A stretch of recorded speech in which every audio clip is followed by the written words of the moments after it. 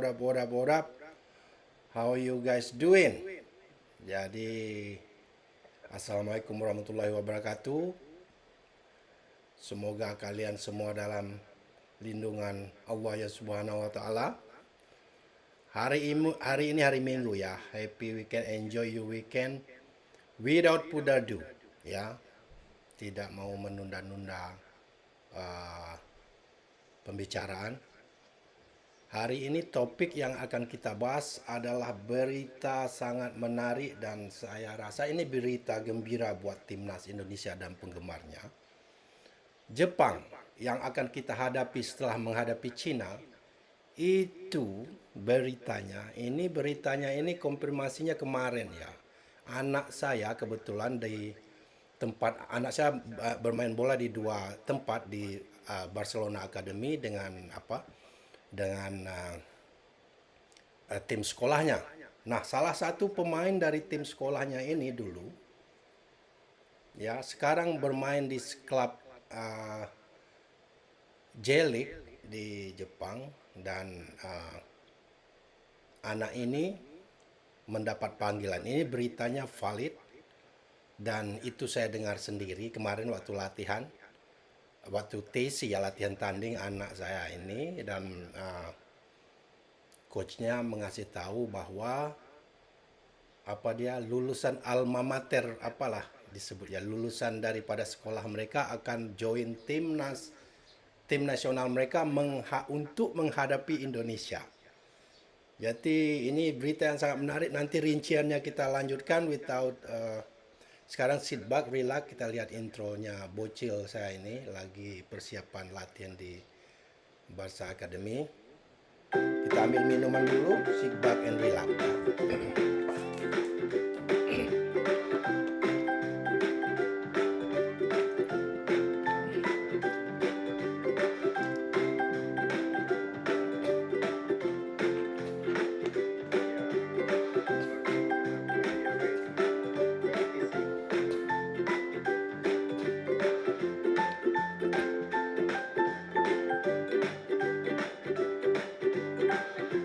Jadi yang kita lihat ini anak-anak umur kelas 3 SD ya.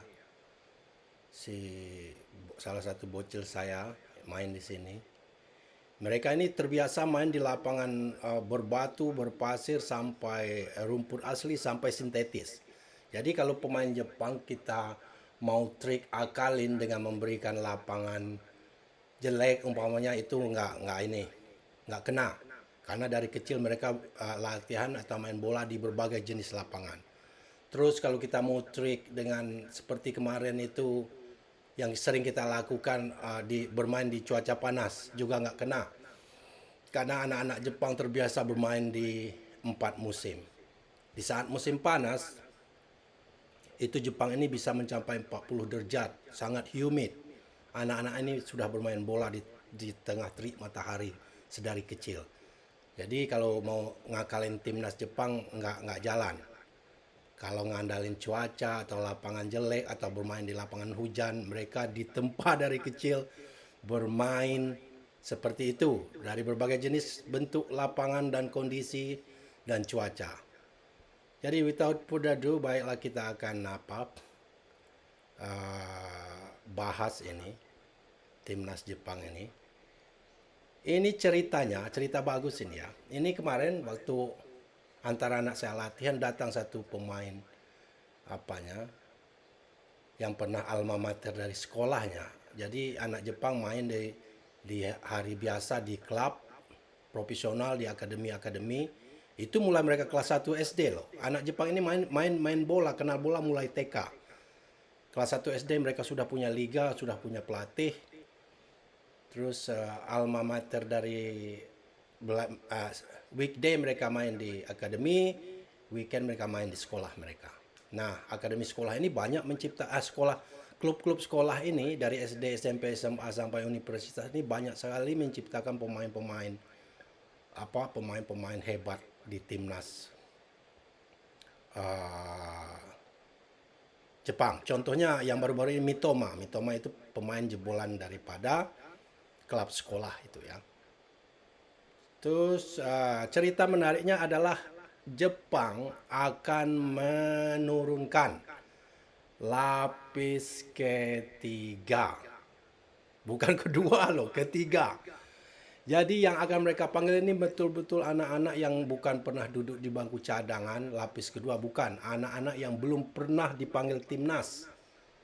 Anak-anak muda.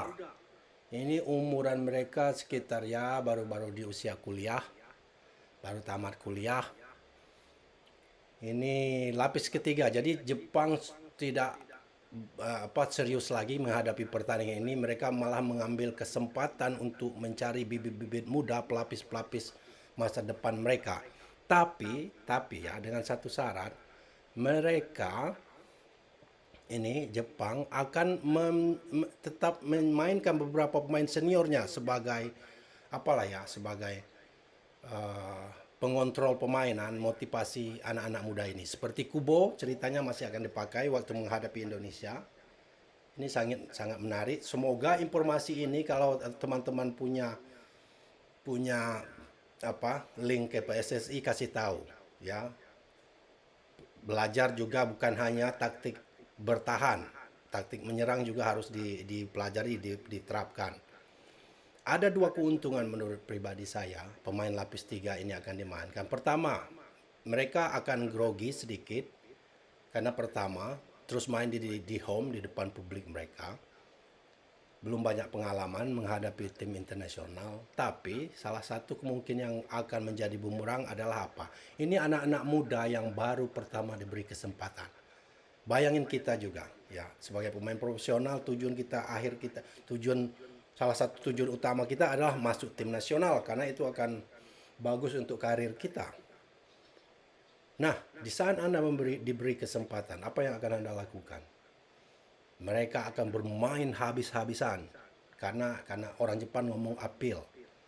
Itu untuk mengambil perhatian coach mereka dan supporter mereka, terutama coach lah ya, agar mereka menjadi tim utama.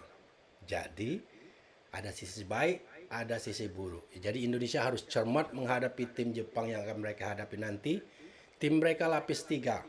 Beberapa pemain lapis 3 akan dimainkan, istilahnya pemain yang baru pertama kali masuk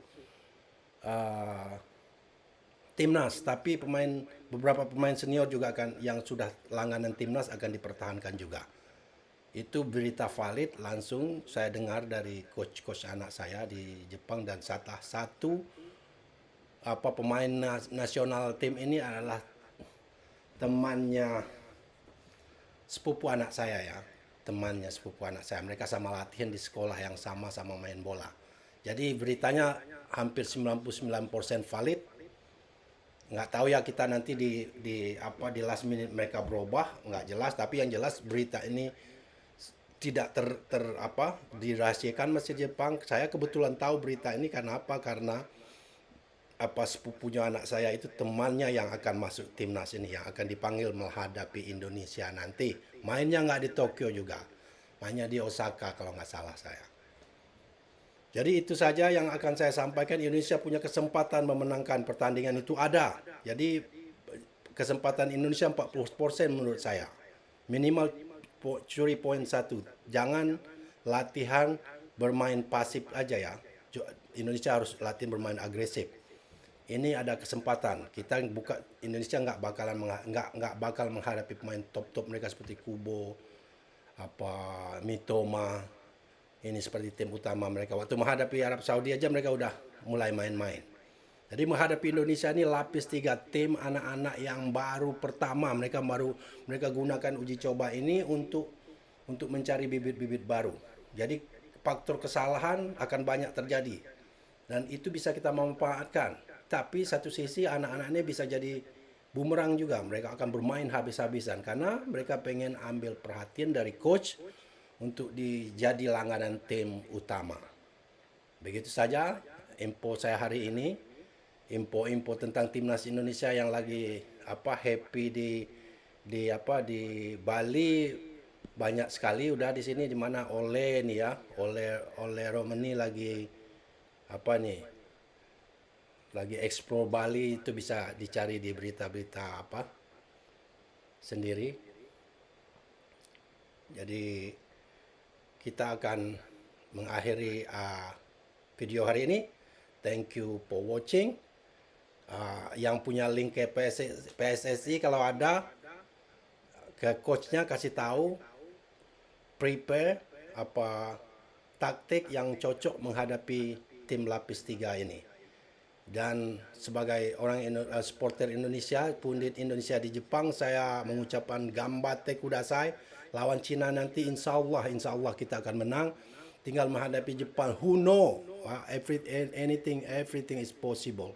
Kita bisa menang di Jepang.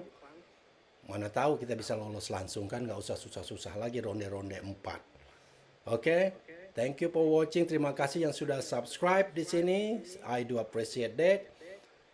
Hampir 90% penonton kita nggak yang subscribe ya. Saya juga nggak mau memaksa, meski itu tidak akan merugikan apa-apa. Cuma pemberi semangat lah ya.